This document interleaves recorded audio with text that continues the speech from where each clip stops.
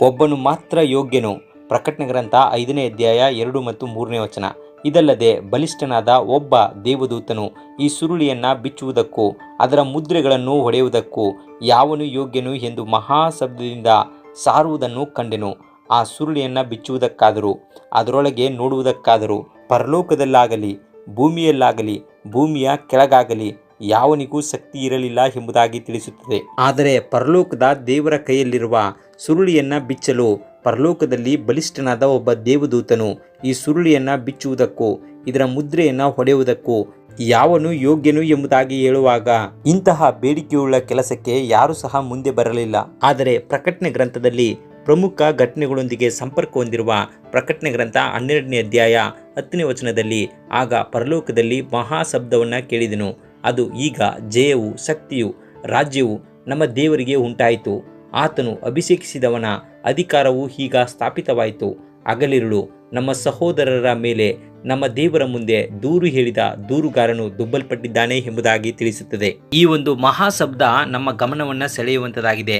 ಯಾಕೆಂದರೆ ಪರಲೋಕದ ಮಹಾಶಬ್ದವನ್ನು ಮತ್ತು ಸುವಾರ್ತೆ ಸಾರುವುದನ್ನು ಮೌನಗೊಳಿಸುವುದು ಸೈತಾನನ ಕೆಲಸವಾಗಿದೆ ಮತ್ತು ನಮ್ಮನ್ನು ಸತ್ಯವೇದದ ಸತ್ಯದಿಂದ ದೂರ ಮಾಡಿ ತಪ್ಪಿಯೋದ ಮಗನ ಸ್ಥಿತಿಗೆ ತರುವಂತೆ ಮಾಡುವುದು ಸೈತಾನನ ನೆಚ್ಚಿನ ಕಾರ್ಯತಂತ್ರವಾಗಿದೆ.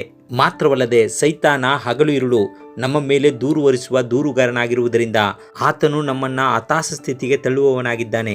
ಆದರೆ ಈಗೋ ಯಜ್ಞಕ್ಕೆ ದೇವರು ನೇಮಿಸಿದ ಕುರಿ ಲೋಕದ ಪಾಪವನ್ನು ನಿವಾರಣೆ ಮಾಡುವವನು ಎನ್ನುವಂತಹ ಮಹಾಶಬ್ದ ನಮ್ಮನ್ನು ಎಚ್ಚರಿಸುವಂಥದ್ದಾಗಿದೆ.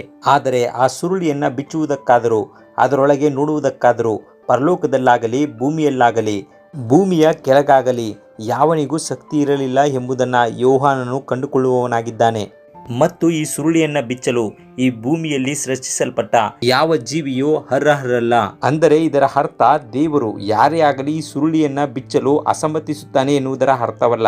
ಯಾಕೆಂದರೆ ತನ್ನ ತಂದೆಯ ಚಿತ್ತವನ್ನು ನೆರವೇರಿಸುವ ಒಬ್ಬನೇ ಒಬ್ಬ ಸಾಮರ್ಥ್ಯವುಳ್ಳವನು ಈಗ ಪರಲೋಕಕ್ಕೆ ಭೂಲೋಕದಿಂದ ಏರಿ ಹೋಗಿದ್ದಾನೆ.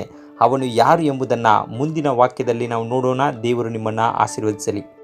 ಪ್ರಿಯ ವೀಕ್ಷಕರೇ, ಸತ್ಯವೇದ ಅಧ್ಯಯನ ಮತ್ತು ಪ್ರಾರ್ಥನಾ ಮನವಿ ಹಾಗೂ ಹೆಚ್ಚಿನ ಮಾಹಿತಿಗಾಗಿ ಕೆಳಕಂಡ ಸಂಖ್ಯೆಗೆ ಸಂಪರ್ಕಿಸಿ. ದೇವರು ನಿಮ್ಮನ್ನು ಆಶೀರ್ವದಿಸಲಿ.